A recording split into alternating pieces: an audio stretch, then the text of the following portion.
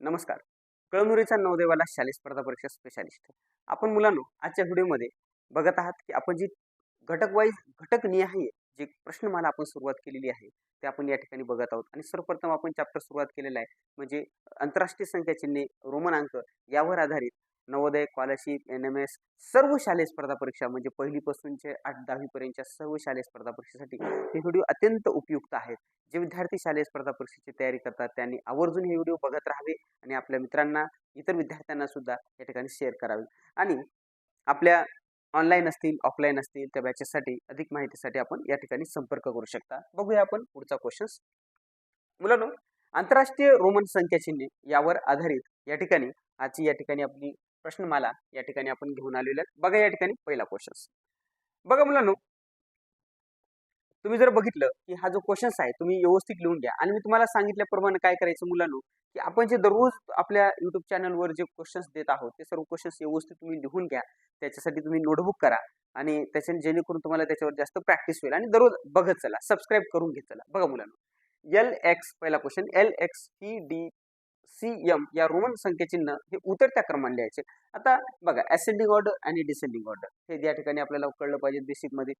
आता ascending order आणि descending order म्हणजे उतरता क्रमांक तुम्हाला लावायचा. तर मग त्यासाठी तुम्हाला मी मागच्या व्हिडिओमध्ये पाहिलं तर तुम्ही जर दररोज आपले व्हिडिओ जर पाहिले तर तुमच्या लक्षात येईल की आता बघा प्रत्येकाची जर तुम्ही किंमत काढली बघा याची किंमत येते 50 या ठिकाणी याची किंमत येते 10 बघा व्ही म्हणजे 5 डी म्हणजे एल सी बघा एल सी डी डी म्हणजे 500 आणि सी म्हणजे 100 ठीक आहे आणि एम म्हणजे 1000. आता मला सांगा आपण उतरता क्रम लावायचा म्हणजे सर्वात मोठी संख्या तुम्हाला अगोदर आली पाहिजे घ्यायची. आता पर्यावरण उत्तर तुम्ही सहज काढू शकता. सर्वात मोठी संख्या काय आहे ना बघा 1000 आणि 1000 म्हणजे यम बघा सुरुवात कुठून झालेली आहे यम न यम बघा यम त्यानंतर बघा डी त्याच्यानंतर सी एल एक्स आणि ही पर्याय क्रमांक 4 हे त्याचं उत्तर येऊन जाईल. व्यवस्थित लिहून घ्या मुलांनो शेवटपर्यंत व्हिडिओ बघत चला. या ठिकाणी तुमचं बेसिक विविध प्रश्नमालेच्या माध्यमातून तुमचं बेसिक अतिशय चांगल्या पद्धतीनं कव्हर होईल मुलांनो. आणि ज्या विद्यार्थ्यांना बेसिकसाठी मी तुम्हाला सांगितलं की आपल्या ज्या काही ऑनलाईन बॅचेस आहेत त्या ऑनलाईन बॅचेसमध्ये सुद्धा व्यवस्थित सुरुवात झालेली आहे. तर ज्या विद्यार्थ्यांना ऑनलाईन बॅचेस करायचे आहेत तर त्यामध्ये तुम्हाला बेसिक पासून ॲडव्हान्स पर्यंत त्यामध्ये शिकवले जाणार आहे. लाईव्ह प्लस रेकॉर्डिंग बॅचेस आहेत बघा मुलांनो. V I minus I V बघा मुलांनो.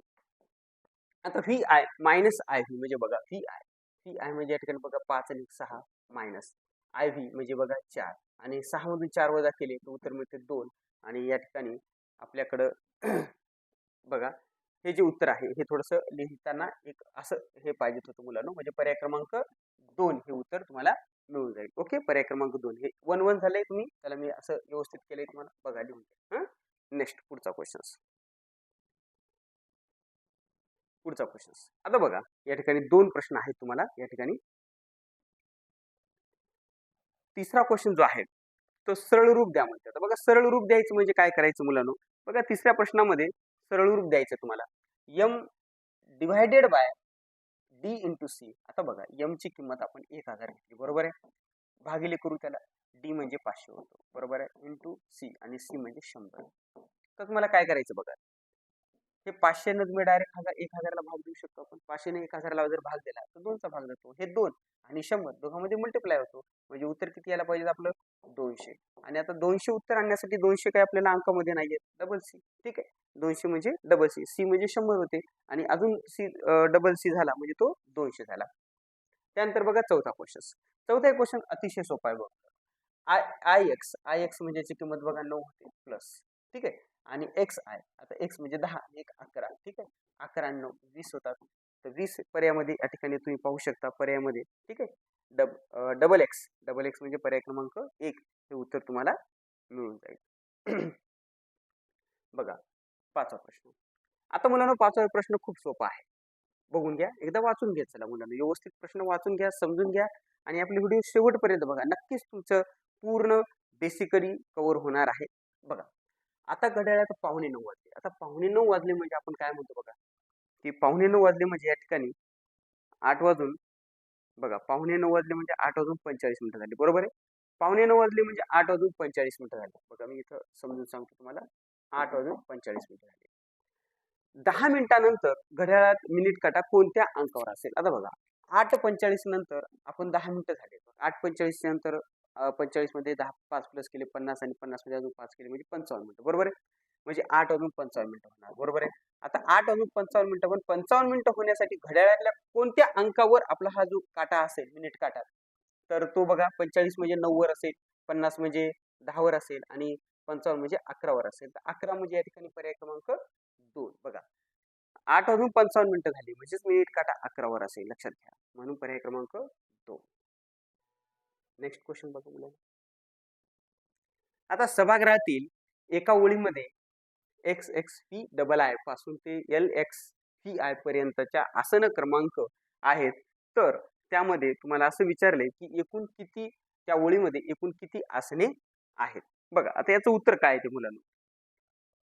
तर तुम्ही काय करा, पहिल्यांदा जे रोमन अंक दिलेले आहेत तुम्हाला त्याची तुम्ही किंमत काढून घ्या. बघा आता एक्स आय, इकडे बघा याची किंमत काय आहे ते बघा. हे 10, 10 10 20 झाले, हे 5 5 आणि म्हणजे हे 10 20 25 25 आणि 2 26 27, बरोबर आहे. 27 पासून आता बघा हे 50 आणि हे 10 एल एक्स म्हणजे 50 आणि 10 60 झाले, 60 65, ठीक आहे. बघा 50 10 50 आणि 10 60 60 आणि 5 65 65 1 1 66 आणि दोघांमध्ये या ठिकाणी आता 27 पासून 66 पर्यंत आपल्याला आसन क्रमांक, तर त्या ओळीमध्ये एकूण किती आसने होतील. तर त्या ओळीमध्ये या ठिकाणी आपल्याकडे एकूण आसन जे होणार आहे ते 40 होणार आहे. पर्याय क्रमांक या ठिकाणी बघून घ्या तुम्ही 3, पर्याय क्रमांक 3 येईल. ओके, पुढचा क्वेश्चन बघा. पुढीलपैकी 8 ची 3 पट दाखवणारी, पट म्हणजे गुणाकार बघा. 8 ची 3 पट, आता 8 ची 3 पट बघा. 8 3 पट बघा, दुप्पट म्हणजे 2 ने गुणे, 3 पट म्हणजे 3 ने गुणे, 4 पट म्हणजे 4 ने गुणे, या पद्धतीने. आता 8 ची 3 पट म्हणजे 8 गुणिले जर तुम्ही 3 केलं तर 8 गुणिले 3 8 3 24 होतात. आणि 24 ही संख्या कशी आहे रोमन अंकामध्ये बघा. 24 ही संख्या बघा 10 10 20 झाले, 20 20 आणि हे 4 24 म्हणजे पर्याय क्रमांक 3 हे त्याचं उत्तर घ्या. बघा बाकीचे पर्याय उत्तर येणार नाही, तुम्ही पर्याय कट करा. रोमन अंक तुम्हाला 1 पासून 100 पर्यंतचे जर रोमन अंक व्यवस्थित समजले तर उत्तर नक्की तुम्हाला काढता येईल. बघा या ठिकाणी 3. आता 8 नंबरचा क्वेश्चन, आता हे सोडवायचं आपल्याला. बघा कशा पद्धतीनं, अतिशय सोपा प्रश्न आहे, समजून घेऊ आपण. बघा मुलांनो काय करायला सांगितलं बघा. यम यम म्हणजे 1000, बरोबर आहे. डी, आता यम म्हणजे 1000 होते, त्याच्यानंतर एक मिनिट, त्याच्यामध्ये डिवायडेड बाय आहे, हे जे प्लस आहे की नाही याला तुम्ही काय करा मुलांनो, डिवायडेड बाय, मायनस नाही झाला, लक्षात घ्या, थोडंसं समजून घ्या. हे जे प्लस आहे त्याला त्याच्याऐवजी तुम्ही भागिले करा त्याला. आता यम 1000 मायनस डी, बघा एल सी, आपला एल सी डी, डी म्हणजे 500 आपले, बरोबर आहे. आणि भागिले आहे त्याला, भागिले एल म्हणजे 50. आता या पद्धतीने जर केलं तर तुम्ही अगोदर काय करावं लागेल, तुम्हाला पहिले भागाकार करावं लागेल. तुम्ही पहिले आपल्या भागाकार जर केलं तर 50 ने जर 50 ला भाग दिला म्हणजे या ठिकाणी जर काटाकाटी केली आपली तर 10 उत्तर येते, बरोबर आहे. तर 500 ला जर 50 ने जर भाग दिला तर उत्तर 10 येते. आणि या ठिकाणी बघ 1000 आपले मायनस आहे, 1000 मधून 10 जर वजा केले तर आपलं उत्तर जे येते ते 990 येते. आणि 990 पर्याय क्रमांक या ठिकाणी 4 येते. फक्त एवढा बदल करून घ्या की डी डिवायडेड बाय एल हा त्या ठिकाणी समजून घ्या थोडस. पुढचा क्वेश्चन बघा, 9 नंबरचा क्वेश्चन. आता 9 नंबरचा जो क्वेश्चन आहे मुलांनो ते थोडं आपल्याला सोडावं लागणार आहे. बघा 9 नंबरच्या प्रश्नामध्ये काय करायचं बघा. एक्स पी, बघा एक्स पी म्हणजे याचे ग्रुप पाडा तुम्ही. बघा एक्स म्हणजे 10 10 आणि 5 15 होतं, म्हणजे 10 आणि 5 आणि 2 7 7 म्हणजे या ठिकाणी बघा 17 होतात प्लस, बरोबर आहे. 10 आणि हे 7 17 प्लस आय एक्स म्हणजे 9 होतात, मायनस आय व्ही म्हणजे इथं 4 झाले आणि प्लस सी म्हणजे 100 झाले, बरोबर आहे. या ठिकाणी बघून घ्या एकदा, मी क्वेश्चन बघतो एकदा पूर्ण बघून घ्या. तर बरोबर आहे question. X I V plus I X minus I V plus C. आता या ठिकाणी जर बघा तर तुम्ही डायरेक्ट अगोदर जर बेरीज करून घेतली समजा, बघा बेरीज कशी करून घ्यायची, मग 17 आणि या ठिकाणी जर 9 आपण दोघांची जर बेरीज करून घेतली आणि नंतर 100 त्याच्यामध्ये जर ऍड केले, त्याच्यातून पुन्हा मायनस जर आपण 4 वजा केले तर बघा 17 आणि 9. आता बघा 17 आणि 10 बेरीज करून घेऊ. 17 आणि 10 होतात आपल्याकडे 27 म्हणजे 26. 26 मायनस 4 तुम्ही जरी केले डायरेक्ट बघा, आणि प्लस 100 बघा 26 मधून 4 वजा केले तर 22, ठीक आहे. 22 आणि प्लस हे 100 म्हणजे टोटल जर एक केलं तर उत्तर आपलं 122 हे उत्तर त्या ठिकाणी तुम्हाला मिळून जाईल. नेक्स्ट क्वेश्चन पाहू आपण 10 नंबरचा. हा एक प्रश्न सोपा आहे. X x x triple x आणि इकडे एक जोडलाय म्हणजे या ठिकाणी 30 आणि 31 आहे. 31 मधून एक जर वजा केला तर आपल्याला उत्तर 30 मिळते आणि 30 म्हणजेच ट्रिपल एक्स. ओके, 30 म्हणजेच ट्रिपल एक्स उत्तर आपल्याला मिळेल. नेक्स्ट क्वेश्चन बघा. आता मुलांनो बघा, हा जो प्रश्न आहे 2.5 लाख ही जी संख्या आहे ही देवनागरी संख्या आणि देवनागरी म्हणजे या ठिकाणी आपल्याला पाहायची आहे. आता देवनागरी संख्या चिन्हामध्ये कशी लिहायला पाहिजे, बरोबर आहे. 2.5 लाख. आता बघा 2.5 लाख ही पाहिजेत आपल्याला देवनागरीमध्ये. आता थोडंसं इकडे बघा, थोडंसं मी तुम्हाला समजून सांगतो, कारण सर्व पर्याय या ठिकाणी आंतरराष्ट्रीय झाले, बरोबर आहे. तर बघा आता देवनागरीमध्ये बघा, मी तुम्हाला पहिल्या आपला जो कालचा जो व्हिडिओ आहे तुम्ही जर पाहिला असेल की देवनागरी म्हणजे काय, रोमन अंक आणि आंतरराष्ट्रीय. देवनागरी म्हणजे टोटल मराठीतले अंक असतात, आंतरराष्ट्रीय म्हणजे इंग्रजी अंक आणि रोमन अंक म्हणजे आपण या ठिकाणी जे बघितले त्या पद्धतीने. आता 2.5 लाख ही जी संख्या आहे तुम्हाला देवनागरीमध्ये म्हणजे ऑप्शन्स हे सगळे आंतरराष्ट्रीय अंकामध्ये लिहिले, तर 2.5 लाख लिहिताना तुम्हाला अशा पद्धतीने लिहावं लागेल. 2 म्हणजे 2 मराठीत लिहायचे आपल्याला, लक्षात घ्या. हे 2 5 2.5 लाख लिहायचे, बरोबर आहे.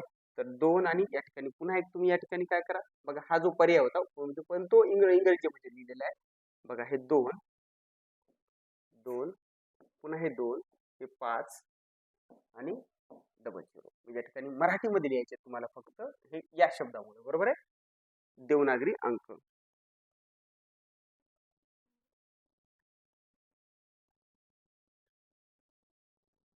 ठीक आहे. 2.5 लाख झाले ते. एक मिनिट हा. 1.25 लाखामध्ये आपल्याला 2.5 लाख लिहायचे मराठीमध्ये. पर्याय क्रमांक 4 येते. ठीक आहे. चला हा हा लिहून घ्या, पण आता मराठीमध्ये लिहून घ्या मुलांनो. 2 मराठीमध्ये लिहितो थोडस. हा पर्याय क्रमांक इथं सर्व आंतरराष्ट्रीय अंकामध्ये झालेले आहे, तर आपल्याला देवनागरी सांगितल्यामुळे या ठिकाणी हा पर्याय नाही, हा 2.25 लाख झालेले आहे. ओके, हे लिहायचं तुम्हाला. 2,50,000 म्हणजेच 2.5 लाख. नेक्स्ट क्वेश्चन बघा. बघा आता हे जे अंक आहेत हे टोटली मराठी अंक आहेत बघा मुलांना. 3 8 5 8 7 आणि 9 या संख्येतील हजाराच्या स्थानावरील जो अंक आहे तो आंतरराष्ट्रीय संख्या चिन्हामध्ये कसं लिहाल, तर हजाराच्या स्थानावरील अंक म्हणजे आता जो 5 आहे, बरोबर आहे. आता 5 आहे आणि 5 ला काय बघा, सोपा प्रश्न आहे. 5 हा अंक देवनागरी, टोटली अंक देवनागरी मध्ये आहेत म्हणजे मराठीमध्ये आहे. आणि हजार स्थानचा अंक जो 5 आहे तो 5 ला आंतरराष्ट्रीय लिहायचं म्हणजे इंग्रजी अंकात लिहायचं, म्हणजे त्याचं उत्तर 5 येऊन जाईल. पर्याय क्रमांक 2. 13 नंबरचा क्वेश्चन बघा. आता मुलांना बघा 13 नंबरचा जो क्वेश्चन आहे, तर 13 नंबरच्या प्रश्नामध्ये तुम्ही जर पाहिलं तर 7 अंकी सर्वात मोठी समसंख्या ही आंतरराष्ट्रीय संख्या चिन्हामध्ये कशी लिहिली जाईल. आता 7 अंकी जी संख्या आहे बघा, 7 अंकी संख्या आपल्याला लिहायची आहे. आता आपल्याला हे माहित पाहिजे की 1 अंकी सर्वात मोठी संख्या 9 आहे, 2 अंकी 99, 3 अंकी 999, 4 अंकी 9,999, 5 अंकी 99,999, 6 अंकी पुन्हा 9 वाढवत गेलं. तर आता आपल्याला 7 अंकी मोठ्यात मोठी काढू. पहिल्यांदा आपण काय करू मुलांनो, 7 अंकी मोठ्यात मोठी, बरोबर आहे. आता आपल्याला 7 अंकी मोठ्यात मोठी काढायची आहे बघा.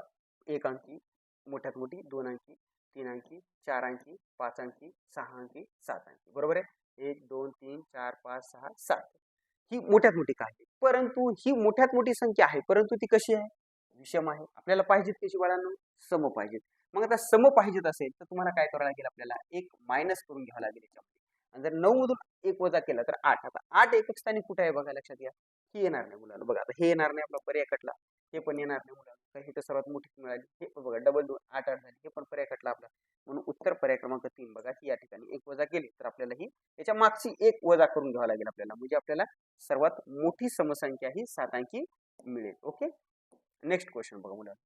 आता बघा हा 14वा क्वेश्चन आहे बघा मुलांनो. अशा पद्धतीचे या ठिकाणी आपल्या ऑनलाईन क्लासेस, आता हे युट्यूबवर तर आपण सर्वांना तुम्हाला देतच आहोत, परंतु ज्या विद्यार्थ्यांना अगदी बेसिक पासून ॲडव्हान्स पर्यंतच्या सर्व म्हणजे नवोदय असेल, स्कॉलरशिप असेल, 3री 4थीसाठी सर्व परीक्षाची तयारी जर करायची असेल तर आपल्या ऑनलाईन बॅचेस सुरू झालेले आहेत. ज्या ज्या विद्यार्थ्यांना ऑनलाईन बॅचेस करायचे आहेत त्या विद्यार्थ्यांनी आमचा जो मोबाईल नंबर आहे त्या मोबाईल नंबरवर कॉन्टॅक्ट करा, संपर्क करा आणि स्पेशली ऑनलाईन बॅचेस, लहान प्लस रेकॉर्डिंग बॅचेस या ठिकाणी तुम्ही बघू करायचे असेल तर नक्कीच संपर्क करा. बघा या ठिकाणी बघा 14 नंबरचा क्वेश्चन. गुरुस्मृती विद्यालयात 2,25,000 विद्यार्थी शिकत आहेत. 2,25,000 विद्यार्थी शिकत आहेत. ह्या संख्या आंतरराष्ट्रीय संख्या चिन्हामध्ये कशी लिहायच्या? आता 2,25,000 या ठिकाणी बघायचे. बघा 2,25,000 लिहिताना बघा अतिशय सोपा प्रश्न आहे. 2,000 या ठिकाणी 250 म्हणजे 2,25,000 अशा पद्धतीचे क्वेश्चन्स तुम्ही पाहू शकता. आणि हा या ठिकाणी जर तुम्ही पाहिलं मुलांनो, तर आपला हा या वर्षीचा आपल्या क्लासेसचा हा निकाल आहे. तुम्ही आवर्जून या ठिकाणी बघा. बघा या ठिकाणी लोणावळ्यासारख्या परीक्षेमध्ये 5 स्टार CBSE मध्ये अगदी मोफत शिक्षण त्या ठिकाणी त्या परीक्षेमध्ये त्या शाळेमध्ये होत असते. असा विद्यार्थी आपल्या शाळेचा क्लासेसचा सोहम रवी घंगाळे त्या ठिकाणी लागलेला आहे. यावर्षीचे 5 विद्यार्थी नवोदय असतील. बघा या ठिकाणी 48,000 रुपये शिष्यवृत्ती प्राप्त विद्यार्थी आहेत. तर नक्कीच आपण या ठिकाणी आपल्या क्लासेससाठी तुम्ही संपर्क करू शकता. धन्यवाद.